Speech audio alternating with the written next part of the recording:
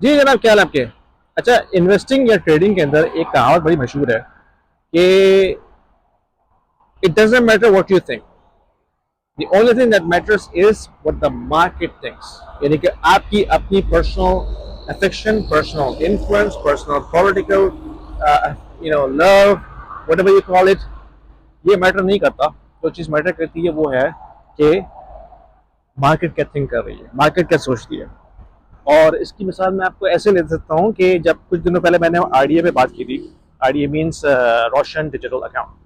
तो उस पर मैंने बात की थी कि भाई इस वक्त फिक्स्ड इनकम एसेट्स क्लास के अंदर पाकिस्तान में आरडीए एक वाहिद ऐसी एसेट क्लास है जो कि 7% एनुअलाइज बेस के ऊपर यूएसडी में रिटर्न दे रही है। कौन सा ऐसा एसेट क्लास है इस वक्त जो आपको 7% रिटर्न दे रहा हो ऑन एनुअलाइज बेसिस? कोई भी नहीं है।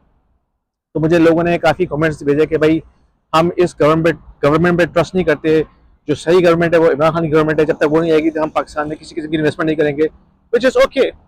लेकिन भाई अपनी पर्सनल जो जो आपका पर्सनल थॉट है, जो आपका पर्सनल इंटरेस्ट है, जो आपका पॉलिटिकल एफिलिएशंस है, इनको इन्वेस्टिंग से दूर रखिए। It doesn't matter what you think, the only thing that matters is what the market thinks.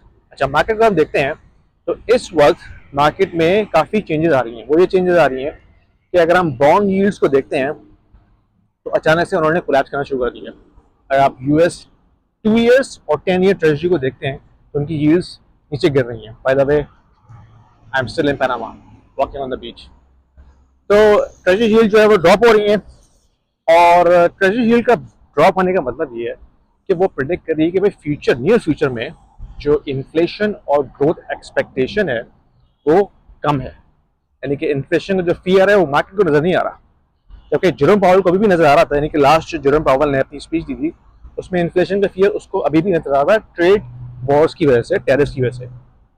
अच्छा, अब उस वक्त जो है जो मार्केट प्रिडिक्ट कर रही थी, वो प्रिडिक्ट कर रही थी कि भाई रेट कट नहीं होंगे, रेट ऐसे रहेंगे, जिसकी वजह से बॉन्ड यील्ड्स ऊपर गई थी। लेकिन जब नॉन फार्म पेरोल डाटा आया और जब बीएलएस के हेड को ट्रम्प ने फायर किया तो उसके बाद से अब सिचुएशन चेंज हो गई है। क्योंकि अब जो भी नया बीएलएस के हेड होगा वो लास्ट मंथ ट्रम्प के फेवर में डाटा देगा, राइट?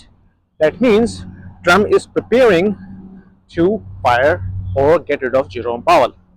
तो जो सितंबर में जो रेट का डिसीजन होगा, मोस्ट लाइकली वो कट होगा 25 बेसिस पॉइंट। क्योंकि अगर आप सीएमई मार्केट वॉच टूल पे जाते हैं, जो कि बेसिकली बैटिंग टूल है, बताता है कि भाई कितने परसेंट चांस है रेट पॉज होने का और कितने परसेंट चांस है रेट कट होने का। तो इस वक्त 25%, ऑलमोस्ट 100% है, ऑलमोस्ट। अच्छा, इसके अलावा अगर हम यूएसडी को देखते हैं तो यूएसडी भी नीचे जा रहा है against euro on DXY. That also tells you that the market is predicting a 25% rate cut almost guaranteed as of now. अब नेक्स्ट 3 वीक्स में क्या हो जाए, who knows, who knows। लेकिन इस वक्त मार्केट प्रिडिक्ट कर रही है कि 25% रेट कट होने लगा है सितंबर में, जिसकी वजह से मार्केट अपनी पोजीशन पहले से सेट कर दी है। तो आपको नजर आएगा कि उसी वजह से बिटकॉइन ऊपर जा रहा है। ठीक है, ईथ तो खैर जा ही रहा है बहुत पहले से ऊपर। लेकिन हम देख रहे हैं कि मार्केट में दोबारा से यूफोरिया से नजर आ रहा है कि रेट कट की एक्सपेक्टेशन हो रही है। तो इसका मतलब जो रिस्क ऑन एसेट्स हैं वो मजीद ऊपर जाएंगे।